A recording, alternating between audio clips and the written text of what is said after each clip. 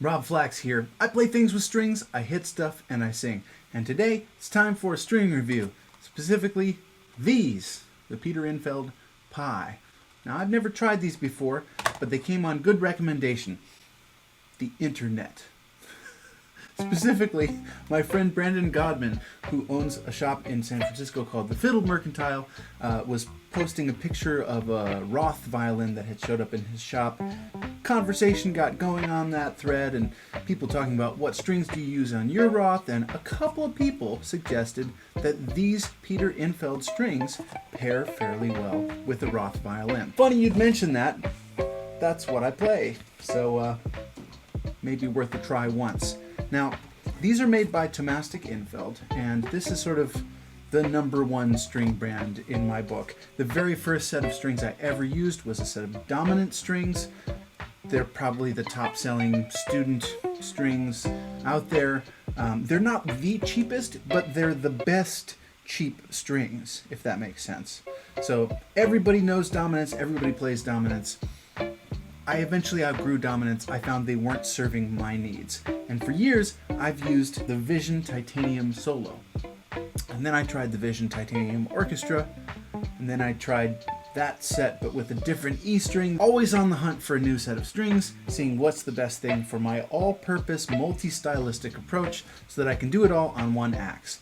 Recently, I found these little orange guys are actually also Thomastik Infeld, but not really available for sale on their website. They're the quote-unquote shop strings. You'll sometimes see them as the TI model. I guess the idea behind them is that Thomastik Infeld makes these in bulk and sends like 40 sets at a time to a violin shop that has a dozen or so fiddles they need to set up. And then you can just slap these on all of them without thinking about it too much, and they sound pretty good. And they're really cheap. They're actually even cheaper than dominance, and I think they sound better. Now seems like as good a time as any to try out these new strings because I've had these on my violin for months without changing them. So what you're going to see is not really an objective side-by-side comparison of the TI shop strings and the Peter Infeld Pis. You're going to hear old, worn-out strings compared to brand new, shiny strings. That's not really scientific, but I don't care. I'm not going to buy a new set of these and a new set of those and A-B them just for the internet.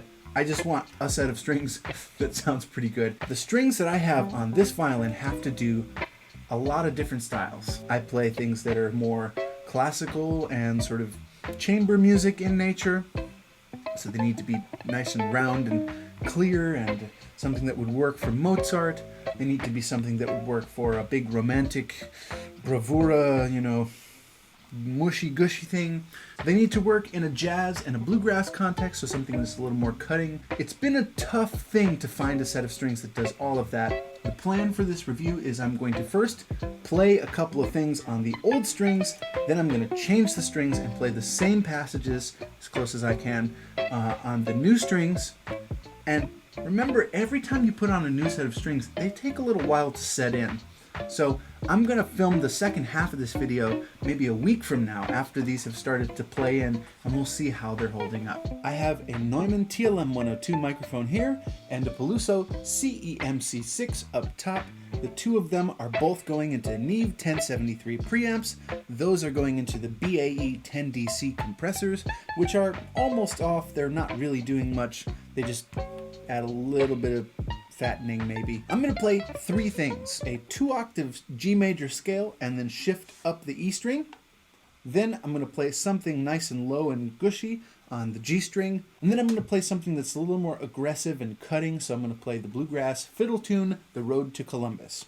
Let's hear how the TI shop strings sound.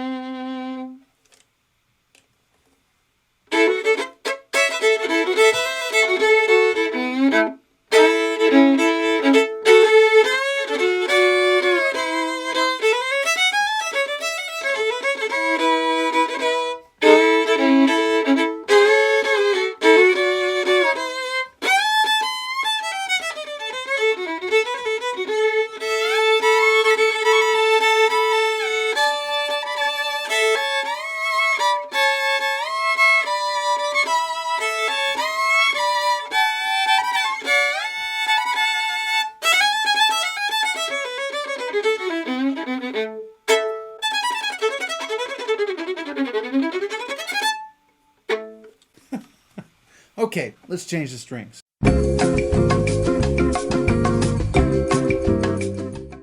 Ooh, even the packaging for this feels luxe. All right.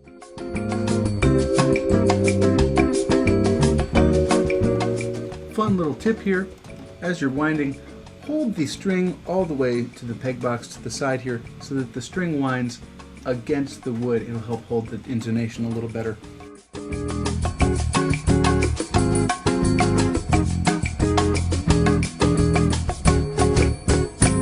So first impressions as the strings are stretching out is they feel slightly different. And part of that is the string tension, the tensile strength. On each of the packaging that actually says the kilograms or pounds of string tension. So this G string has 10.3 pounds.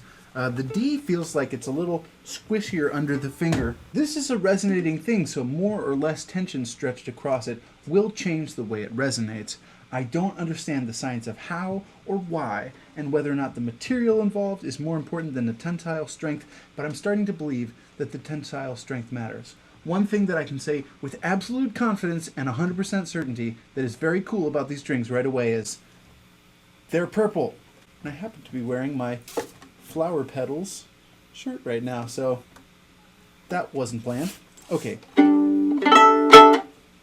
These appear to be in tune and staying in tune.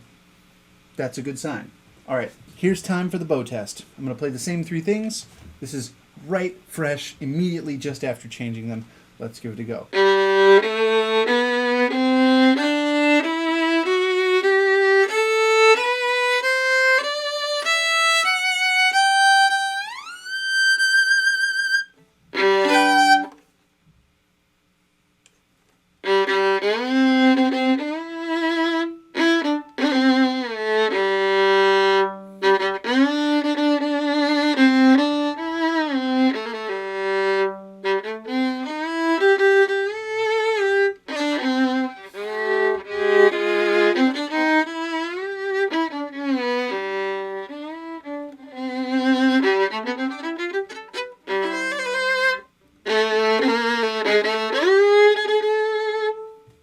Interesting.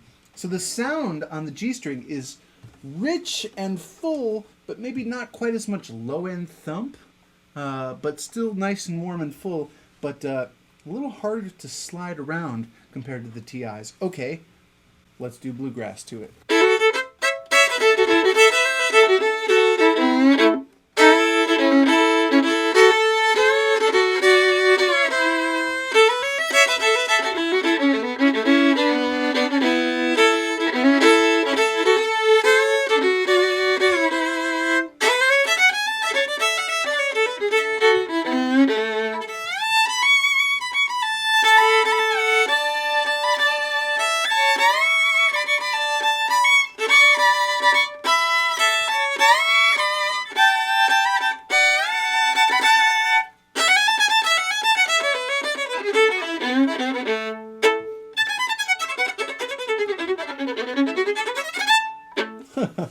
Okay, so right away, my bounce factor is completely different. The tensile strength difference of these strings, it's a little different, so my bounce feels different. I'm going to have to spend some time getting used to that.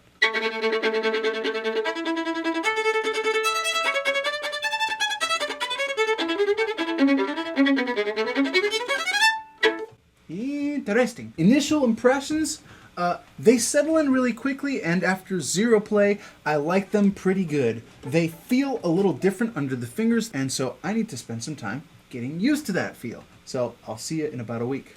3 weeks later. Okay, so it's now December 23rd. I shot the first part of this video on December 1st, which means that over 3 weeks have passed.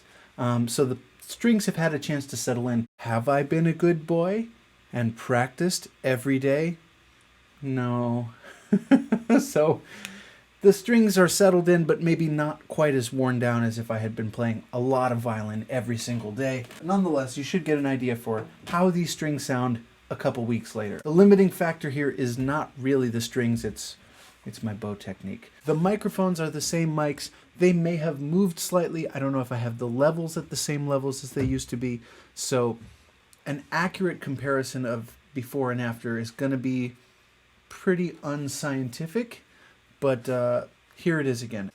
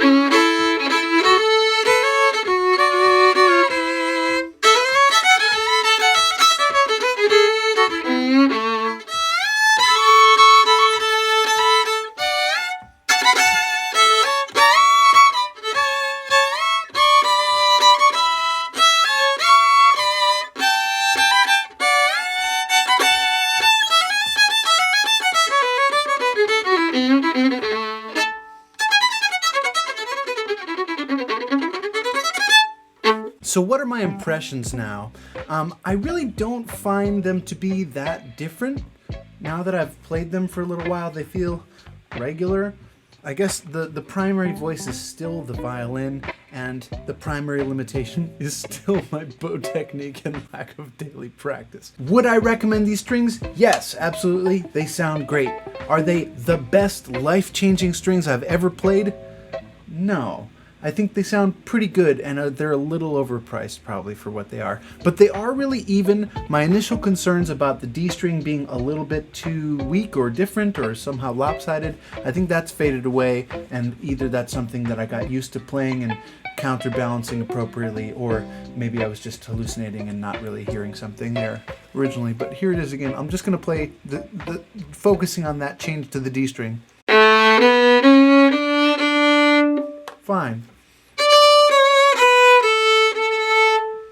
Also fine. So it's actually blending smoother than I thought. The other thing I was concerned about was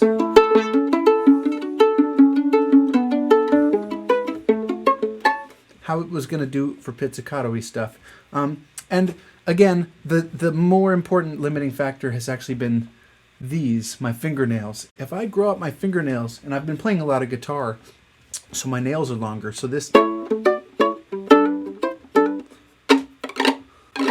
that sort of pluckiness. The thing that's adding the most tonal quality is not the strings, it's the nails. So I really like them. If Thomastik Infeld called up and said, "We like your math nerdy self, we want to send you pie strings forever," I would say, sure, great, bring them. But I'm probably going to go back to buying the cheaper shop strings because they also sound good. What do you think? Can you hear an obvious difference between the shop strings and the pie strings and the broken in pie strings? Which do you think was the best sound? What should I spend my money on?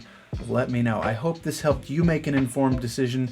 Would love to hear your thoughts. And if you have a preferred string that you think is better than any of these, leave it in the comments. Maybe I should try those next. I'm curious. Okay, thanks so much for watching. If you enjoyed this, like and subscribe. Thank you, as always, to my supporters on patreon.com. You allow me to keep making these videos. All right, see you in the next one. Bye.